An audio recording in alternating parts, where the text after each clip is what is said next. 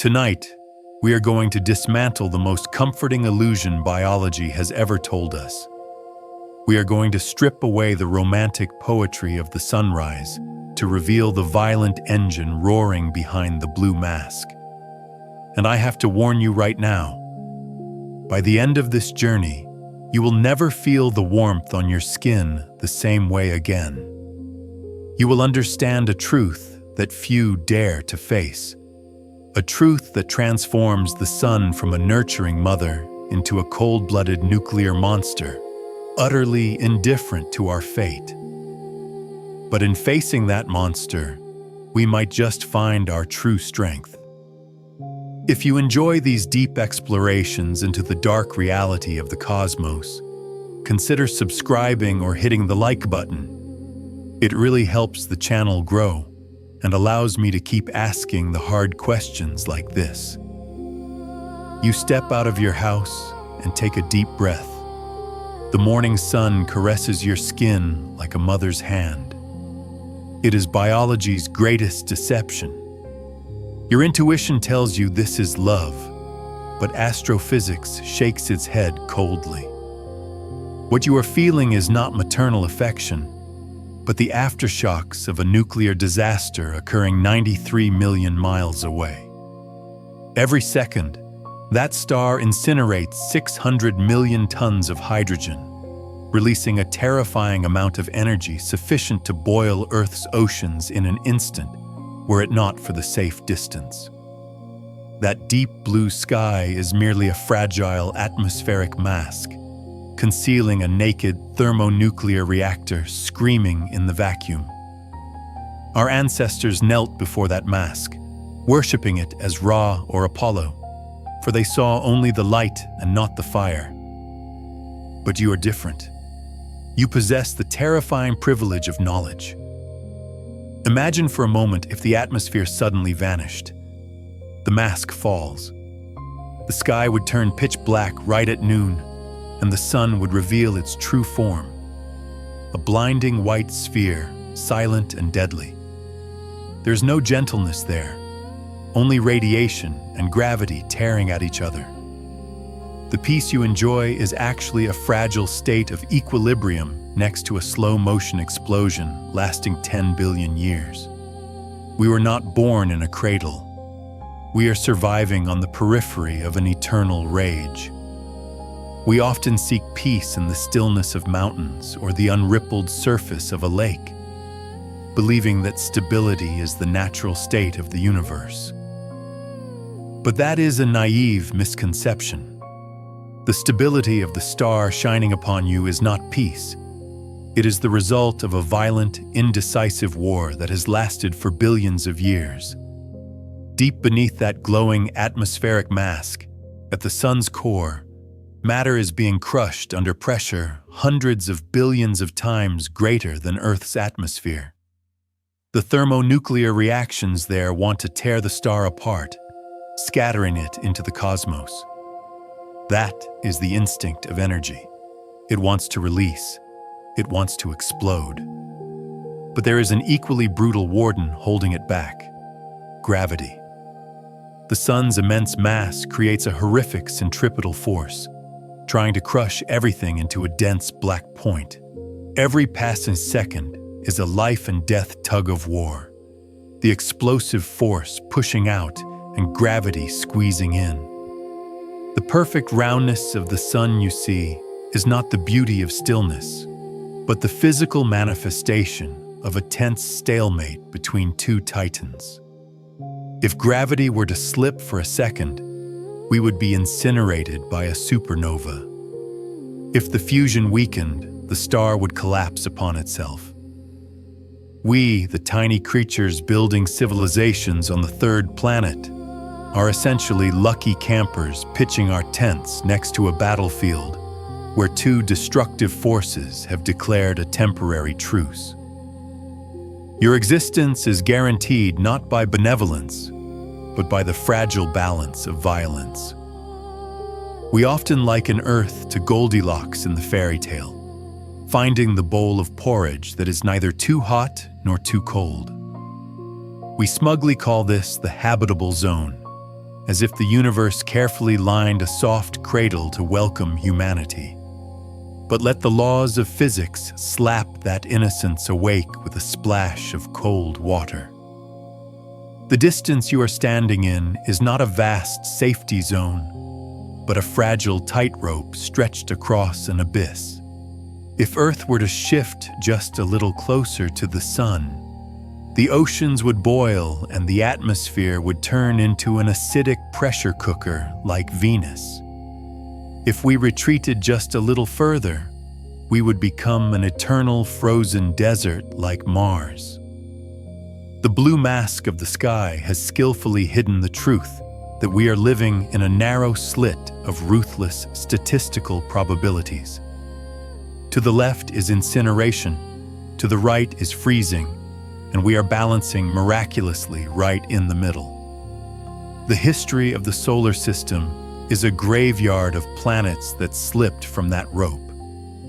Your existence is not proof of a creator's favor, but proof of how tenacious life is to dare settle right on the red line of a nuclear reactor. Do not look out into the cosmos expecting a hug. Look down at your feet and be proud that we have not yet fallen. We often proudly hold our smartphones, one believing humanity has conquered nature through technology. We think of ourselves as digital gods, absolutely safe within the fortress of Wi-Fi signals and global power grids. But that arrogance only exists because the giant above is sleeping. If it were to stir even slightly or simply sneeze, our entire modern civilization would collapse faster than a sandcastle before a tsunami. In 1859, an event known as the Carrington event tore through the night sky. A massive solar storm slammed into Earth so hard that telegraph lines spontaneously caught fire. Equipment was blown apart, and auroras shone so brightly that people could read newspapers in the dead of night. Back then, the damage was limited to a few primitive communication lines. But shudder to imagine if that monster wakes up tomorrow. The gentle atmospheric mask that shields us from UV rays would be utterly helpless against the invisible wrath of electromagnetism. In an instant, satellites would fry in orbit, the global power grid would fail permanently, and the internet would vanish into the void. You would have no clean water, no light, no way to withdraw money, and no way to call for help. We would be thrown back to the Dark Ages in a matter of hours, not by a nuclear war, but by a lazy stretch of the sun. The fragility of modern technology is a brutal reminder that we live by the parole of the universe, not by our own mastery.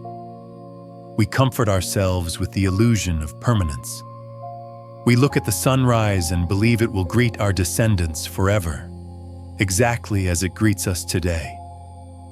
But the universe does not deal in forever. It deals in fuel. The star that warms us is slowly suffocating on its own ash. As it burns hydrogen, its core compresses and heats up, forcing it to shine brighter with every passing millennium. The blue sky, that gentle mask we adore, conceals a ticking clock counting down to an inevitable eviction. Long before the sun dies, it'll become too intense for us. In roughly 1 billion years, the increased luminosity will trigger a runaway greenhouse effect that boils our oceans. The water that birthed us will evaporate into space, leaving behind a parched, sterilized rock. There will be no last stand, no technological miracle to cool down a star. This is the point of no return, written in the laws of nuclear physics. We are tenants in a building scheduled for demolition, and the landlord is deaf to our pleas. This realization strips away the comfort of eternity, leaving us with the chilling truth. We are a temporary phenomenon on a dying world. We have a desperate habit of projecting human morality onto the cosmos. We praise the sun for its benevolence when crops grow and curse its cruelty during a drought. But this personification is merely a reflection of our own ego upon the mask. The star above us possesses a quality far more terrifying than malice: absolute indifference. It does not know we exist, and even if it did, it would not care. The photons that travel 93 million miles to reach Earth do not discriminate between a saint and a sinner. The same ultraviolet radiation that stimulates vitamin D production in a child also mutates DNA to cause cancer. The sun fueled the photosynthesis that allowed the dinosaurs to thrive for epochs, and it watched with unblinking apathy as they choked to death in the ash of an asteroid impact. It shines with equal brilliance on a wedding ceremony and a battlefield, offering no judgment, no pity, and no validation. If humanity were to extinguish itself tonight in a global catastrophe, the sun would rise tomorrow with the exact same luminosity. It would not mourn our silence. It would simply continue to fuse hydrogen into helium, obeying the laws of physics without a single pause for grief. We are not the protagonists of this solar system. We are merely temporary spectators warming ourselves by a fire that burns for no one. This realization chills the bone, but it also strips away the burden of destiny. The universe is not plotting against us, nor is it rooting for us. It is simply there. We build our legacies on the assumption that the ground beneath our feet is permanent. But the cold laws of stellar evolution dictate that the sky will eventually descend to consume the Earth. When the hydrogen fuel in the solar core is finally exhausted, the star will lose its equilibrium. The core will collapse in a desperate bid for heat, while the outer layers bloat outward in a grotesque expansion, transforming our stable yellow dwarf into a voracious red giant. Mercury will be the first course, vaporized instantly into the void. Venus will follow, swallowed whole by the encroaching plasma. Finally, the edge of the star will reach our orbit. The comforting blue mask that once filtered the light will be incinerated, replaced by a wall of physical fire. If you were to stand on the surface then, there would be no sunrise or sunset. The sun would simply fill the entire sky from horizon to horizon. The mountains will melt like wax, and the memory of all human history will be erased by the very heat that once fueled it. This is the final, silent supper of the solar system, where the mother devours her children to delay her own death for just a few more cosmic moments. There is a seductive logic in giving up when you look at the timeline of the universe. We are taught that effort leads to reward, that legacy is the antidote to mortality. But the thermodynamics of the sun make a mockery of this hope. If the final destination of our solar system is a cold, expanding nebula of scattered gas, then every cathedral we build, every symphony we compose, and every child we raise is destined to be erased without a trace. It is like meticulously painting a masterpiece on a canvas that you know will be thrown into a furnace. When the blue mask finally dissolves, it reveals not just a physical fire, but a philosophical void. The universe does not keep backups. There is no cosmic cloud storage for human history. This realization leads to the most dangerous question of all. Why bother? If the sun is an indifferent executioner waiting out the clock, then our struggles are not heroic. They are absurd. Why suffer through the pain of existence if the final score is mathematically guaranteed to be zero? It feels intellectual to accept this despair, to view our lives as a brief, meaningless flicker of consciousness in a universe rushing towards eternal silence. This is the false peace of nihilism, offering the comfort that nothing matters, so nothing needs to be done. I once stood paralyzed by the sheer scale of the solar apathy, convinced that our existence was a cruel joke. If the blue mask is merely a temporary shield against an inevitable inferno, then all human endeavor seemed futile. But looking deeper into the laws of thermodynamics, I found a loophole in the despair. The universe naturally slides toward disorder and cold silence.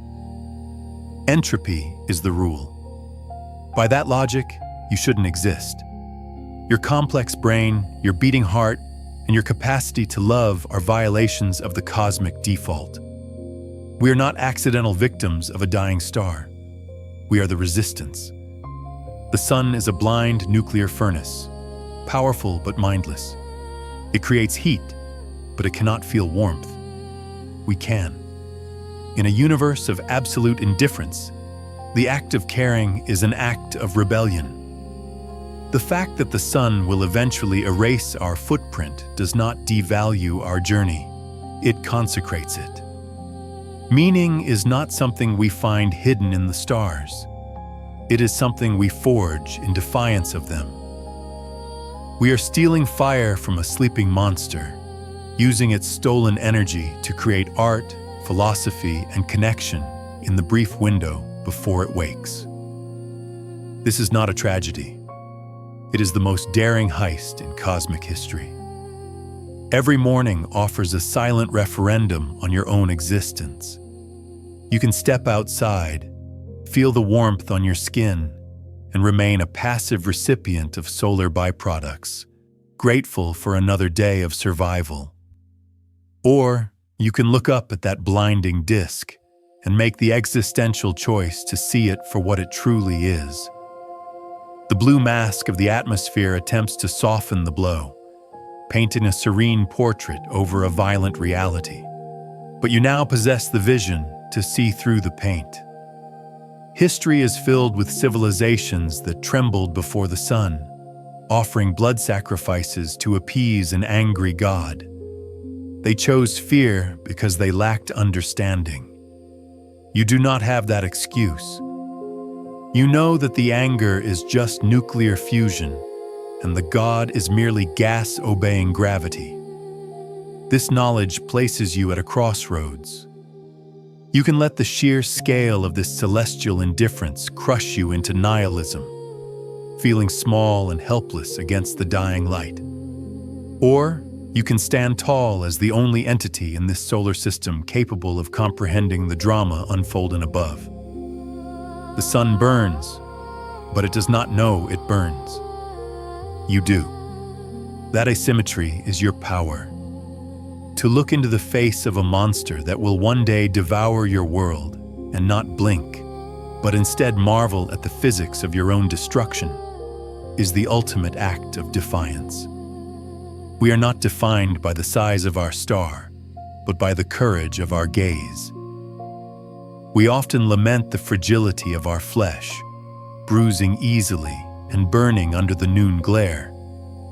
Yet, this view ignores the biological miracle that defines us. We are not merely soft creatures hiding from the nuclear storm. We are the most sophisticated solar engines in the known universe. While the blue mask of the atmosphere filters the worst of the star's rage, our bodies have spent billions of years learning to consume what remains. Every fruit you eat is a battery of stored starlight. Every breath you take is oxygen liberated by the sun's photons, smashing into water molecules. We are the ultimate alchemists, transforming the deadly radiation of a fusion bomb into the kinetic energy of a heartbeat and the electrical impulses of a thought. When our ancestors crawled out of the primordial soup, they did not just hide from the light, they stole it. Like Prometheus, Biology snatched fire from the gods and wove it into the double helix of DNA. We are not separate from the monster above. In a terrifyingly beautiful way, we are the monster's energy, tamed and given consciousness. The light that once scorched the barren earth now powers the very mind that questions it. We did not just survive the kill zone, we metabolized it. You will soon turn off this screen and step back into the rhythm of your daily life. You might catch a glimpse of the sunset, painting the horizon in soft hues of purple and gold.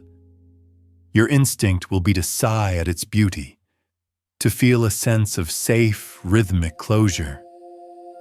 But the knowledge you now hold creates a friction against that simple peace. You know that the beauty is merely light scattering through dust, a side effect of a star burning itself into oblivion. The blue mask of the sky remains in place, filtering the chaos into a picture of serenity. But you can no longer unsee what lies behind it. You are walking on a cooling rock, orbiting a nuclear explosion, separated from instant death by a magnetic field you cannot see, and an atmosphere thinner than the skin of an apple relative to the earth. This realization does not need to terrify you anymore. Instead, it should strip away the petty anxieties of the mundane. The traffic jams, the social awkwardness, the fleeting failures, they all shrink when measured against the scale of the hydrogen fusion roaring above your head. We are fleeting sparks in a dark universe, yes, but we are sparks that learn to name the fire. We have looked into the heart of the monster that birthed us and refused to blink. That is our victory. So when you walk out under the open sky tomorrow, do not look up with the blind gratitude of a child protected by a parent. Look up with the defiant pride of a survivor standing on the edge of the abyss,